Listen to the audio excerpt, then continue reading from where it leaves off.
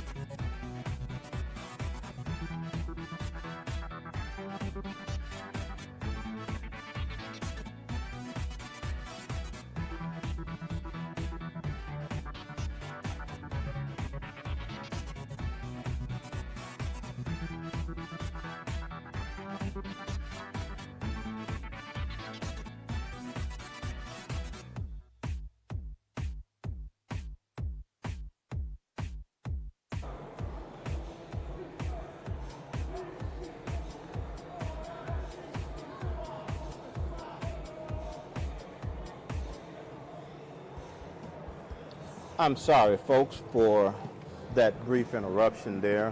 That was something that was totally unexpected, but that was a good interruption there, I should say. And with that being said, let's go ahead and close this out and get back to what we were talking about, the football game, the MEAC SWAC Challenge. And so far, the MEAC has had their way. They're 11-4. And based upon everything that we're seeing here in this particular game, honestly, no one is giving the MEAC a chance on God's green earth to win this game. And looking at that and looking at some of the opportunities that are available here, this is a game a lot of people feel that Alabama State should just run away with. They should have their way, not have any issues, not have any problems, because the Bison are building.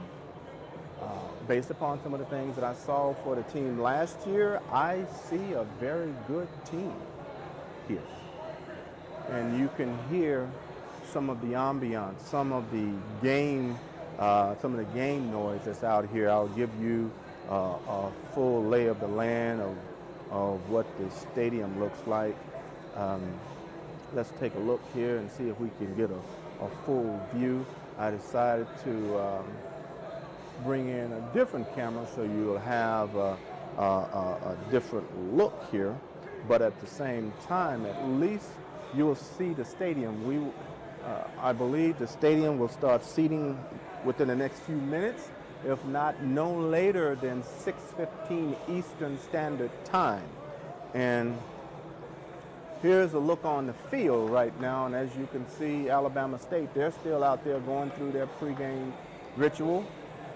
You have members of Howard University, the Bison. They only have a couple of members out here today, and they've just left the field, and you do have a couple of players still out there. Their fans greeted the football team, had a nice congregation of individuals that were out here greeting the team, and they were enthusiastic, ready to just go out. Heck, the fans were, the alums were ready to get out there and look like they were getting ready to hit. But it's up to the players. And like I was saying earlier, the MEAC has had their way essentially. Last year, we felt that Alcorn would beat North Carolina Central last year. As I stated in a couple of earlier events, a couple of earlier shows, that Alcorn went down the field last year like a hot knife through butter. No issues, no problems. Just went down the field, easy. The year Jackson State played Bethune-Cookman when Bethune was in the MEAC, they did the same thing pretty much in the first half. And this was when Jackson State did not have a really good team. And they just marched down the field. And then Bethune, late second quarter, early second half, they took over. Same thing with North Carolina Central. North Carolina Central, they held the Braves last year in the second quarter, and they started to put in their own plays. They started to show what they were capable of doing, and they started to make their own ways, and they started to have their way with the Braves as well. But the one thing we will see more than anything else today is, based upon what the fans and what the prognosticators are saying, including myself, I'm saying that Howard, my prediction for the game would be 27-10, based upon where the teams are. If they fall and do all of the things that they're scheduled to do, that's where the game should be. That's what we're expecting, and that's where we're expecting the team to fall into. Roughly 27-10, Alabama State. If Alabama State comes out and play their game based upon what they have on the field, based upon last year's schedule, based upon everything that we've seen from both Alabama State and also the Howard Bison. But there's an old adage that goes out. That's why they play the game. And we will see whether or not they have a good showing this year. And if they do, they being Alabama State, this game may be over rather quickly. A lot of people don't want to see that. A lot of people, including myself, I do want to see a really good game. I want to see a close game. I want to see the Bison put out a really good show. That's what I do want to see. And some of the game notes from this is that Alabama State opens this season for the very first time. This game will be kicked off at 6:05 on ESPN Central Standard Time, 7:05 Eastern Standard Time. So if you have an opportunity to watch the game, check it out on ESPN, and you should be able to see this game 7 o'clock Eastern Standard Time, 6 o'clock Central Standard Time, with kickoff 5 minutes after the game comes on. So take your time, go out, see if you can watch the game. Some of the other notes about Alabama State: this is their first ever appearance in the MEAC SWAC Challenge. And of course, as I said, the MEAC holds an 11-4 record in this series. And heck, last year, the last time the SWAC won was 40-24 when Prairie View won over North Carolina Central in 2018. And that's been a couple of games ago.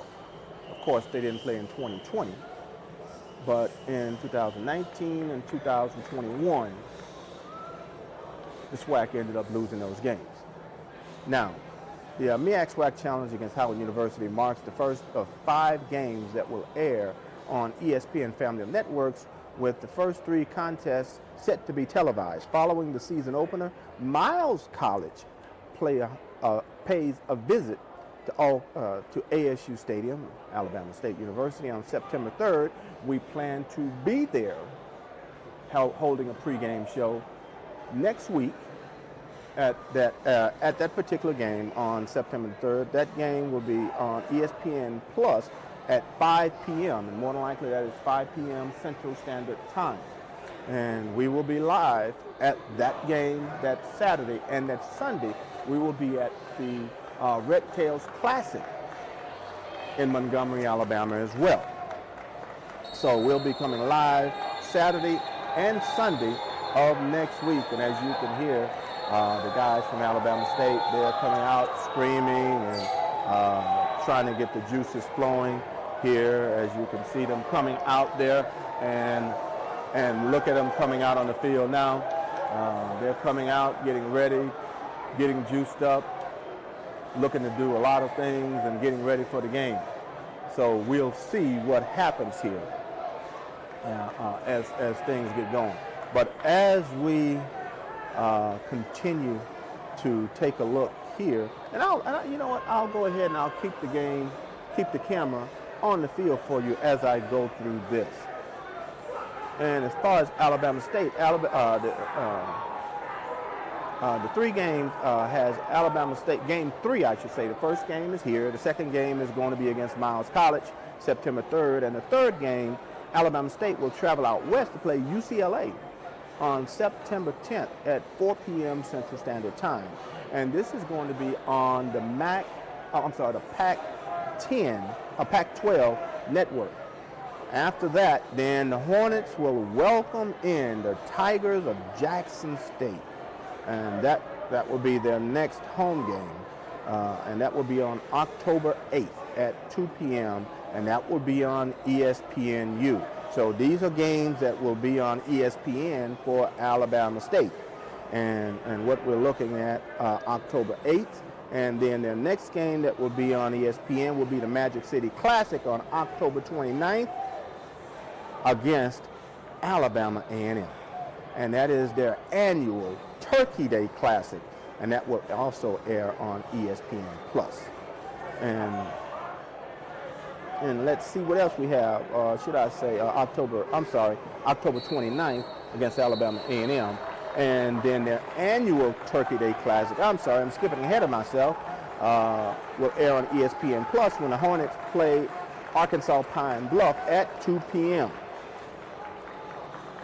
And the one thing I can say more than anything else is that the SWAC will have more than 29 games on ESPN this year. All because of, and I have to say this, even though this is the MEAC SWAC Challenge between Howard University, or the Howard Bison, and Alabama State, the Alabama State Hornets. The one thing I must say, because of what Coach Sanders, Coach Prime for the Jackson State Tigers, the one thing he has done is that he has brought more eyes on HBCU sports. The one thing as an HBCU grad, as a graduate of Jackson State University, and watching these schools play for a better part of my life, because my uncle was also sports information director for Jackson State University. The one thing I can say, we've always had great players. Jackson State has 4 players in the NFL Hall of Fame. One of the players that's in the Hall of Fame, right now for Mississippi Valley happens to be one of the greatest of all time in terms of football, and that's Jerry Rice. Where did he graduate from? He graduated from Mississippi Valley State. Michael Strahan, the all-time sack leader for the NFL. Where did he graduate from? Texas Southern. I bring out all of these things to say we've always been here. We didn't go anywhere and then all of a sudden come back. We've always been here. So for those who are trying to say, well, oh wow, this is a great revelation, HBCU sports. Wow, where did they come from? We never left. We didn't go anywhere. We've always been here. And for those who are thinking otherwise, let me correct you. As I said, we've always been here. I don't remember the year, but Doug Williams was the first African-American quarterback to win a Super Bowl against what was considered at the time one of the greatest quarterbacks in the NFL, and that was John Elway. The Denver Broncos at that time scored the first 10 points of the game. And then during that time, the name of the team that Doug Williams played for was called the Washington Redskins. They are now called the Washington Commanders. I hope I have that correct. But the one thing I can say is that, and we'll go back to the field right now so you see what's happening. But the one thing I can say is this. Doug Williams defeated the Denver Broncos, and the score of that game was, in the end, was not close. the score of that game ended up being 55-10. And oh, by the way, where did he graduate from? He graduated from Grambling State University.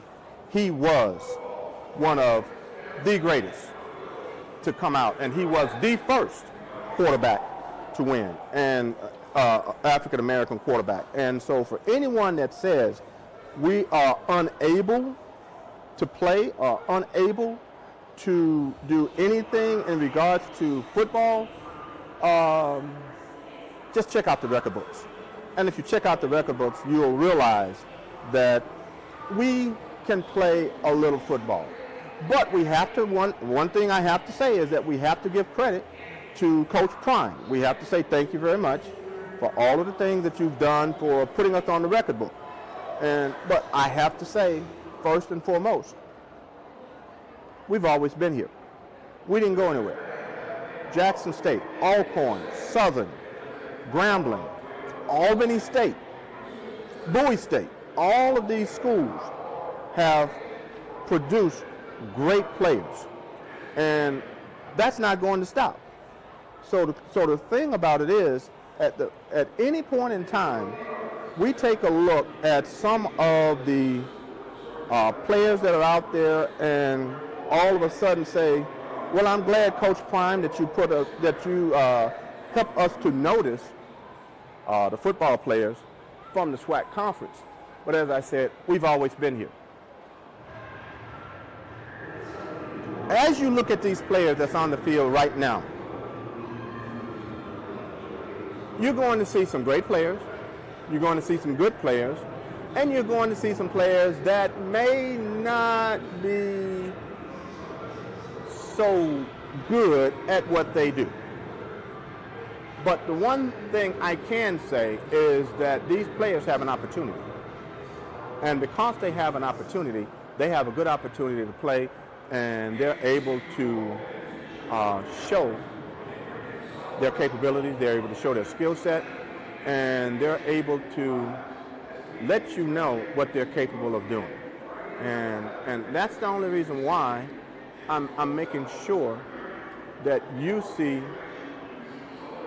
the players. Because as you're able to see all of these players that are out here, you can easily see their skill set.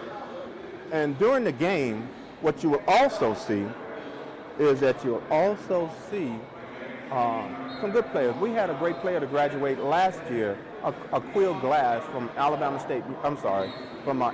A&M. Unfortunately, he did not make the NFL. He went to a mini camp with the Tampa Bay Buccaneers, but unfortunately, he was unable to make the team.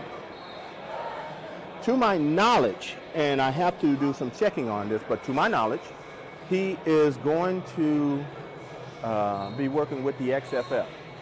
I will find out whether or not he will be doing some additional work, but we'll see. But we'll keep a close eye on him on whether or not he's able to come out and be successful in making a roster for the XFL and eventually come into the NFL.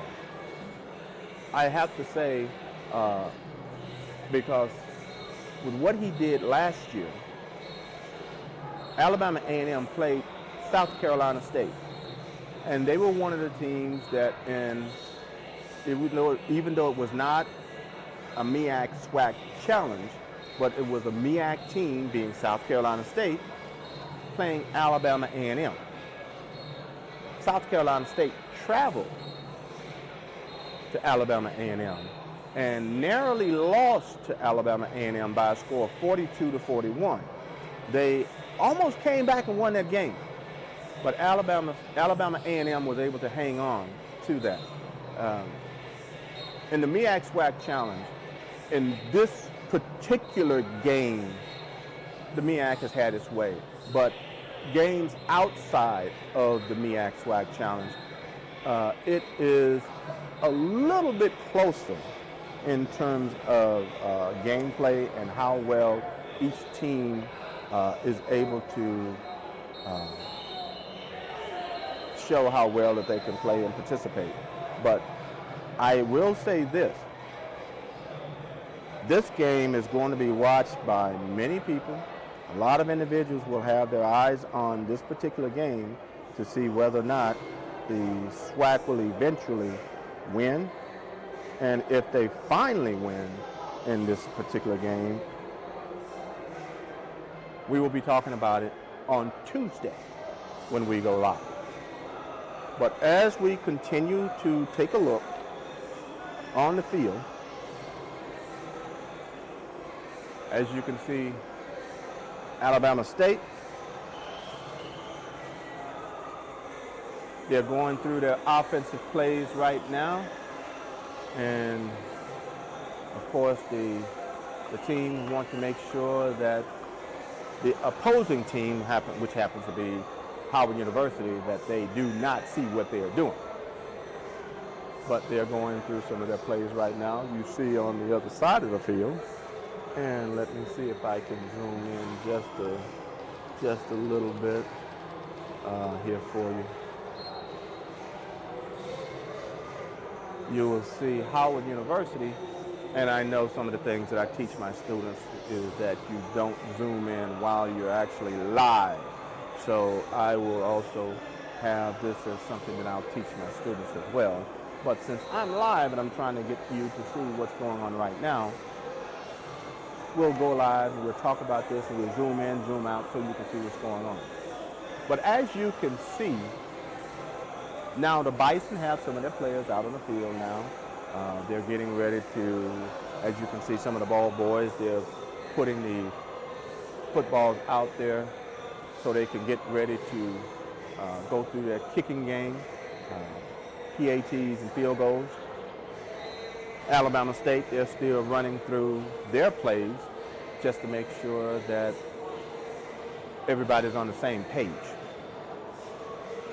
I hope to come to you in a post-game show later on today, and I may even come to you during halftime. And if I do, we'll be able to come to you during halftime and talk to you about some other things that's going on. But for what we have today, for what you're looking at, and as a matter of fact, the fans are slowly starting to trickle into the stadium. And we'll see whether or not the stadium fills up on the lower level. We'll see what we have, and we'll see how well everyone does. But for the most part, fans, even though today was a short show and we hope to come back to you during post-game, the goal is to make sure that we come to you at HBCU Sports more than anything else. We want to make sure we give you the best show. Unfortunately, today we had just a few hiccups. The one guy that was supposed to be sharing the space with me, they decided to just pack up and not do anything because of the difficulties they were having. We decided to press on to make sure we were able to get set up and show you what was happening here at the Georgia State University's football stadium. We hope to have a nice crowd here today.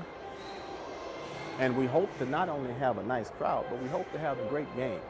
And if we're able to have a great game, then more than anything else, we'll be coming to you talking about how well the game is played, how each team looked, how each team fared, and hopefully we can say that Howard University stretched out the record again, 12-4. Or we'll come back and say next week on Tuesday that, wow, Alabama State finally came through and they defeated the MEAC, the representative of Howard University, and they finally won, making the score now 11-5. But we shall see when the game kicks off at 7 o'clock tonight. And this is Michael Jefferson coming to you. We have a pre-designated time that we're supposed to be live, and unfortunately won't be able to stay on here for much longer. But I do want you to see what's happening on the field, what's going on. As you can see, the Howard Bison They're coming onto the field. They're getting ready to go through their pregame ritual. And you know what? I remember this last year that Alcorn came out here very early.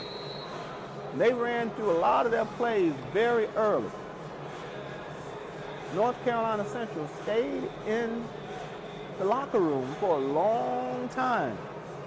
And they came out around about the same time, if I'm not mistaken, that Howard University did. Kind of interesting. I hope this doesn't say how this game is going to end. But, we shall see. And I'm hoping that I'll keep my biases to myself in terms of, and as you can see, Howard University is, and I'll zoom in just a little bit. As you can see, Howard University is showing their unity on the field as they huddle up, and they're getting ready to discuss their game plays, getting ready for today. And you should be able to hear them. And hopefully, if you can, yeah, they're ready. They are ready. And also, you're able to see Alabama State here continuing to run their plays, and we shall see how they fare. And with all of that being said, guys, I'm going to go ahead and close out the show today. I wasn't able to get into a lot of the technical aspects of the game because of time frame, but we do intend to get into a lot of the technical aspects of the game starting on Tuesday when we come back to the show live at 8 p.m. Eastern Standard Time, 7 o'clock Central Standard Time. And again, I say we will be with you live, B.L.O.C. Sports, same time, same station, same channel, www.yourstreet.tv, and you can catch us either on Facebook, YouTube, or our website. And that again is www.yourstreet.tv. That's yourstreet.tv. And I hope you guys are having a great day, great time, and we'll see you next time. So if we do a post-game show, just keep your eyes and ears open, and we will make that announcement. Until next time.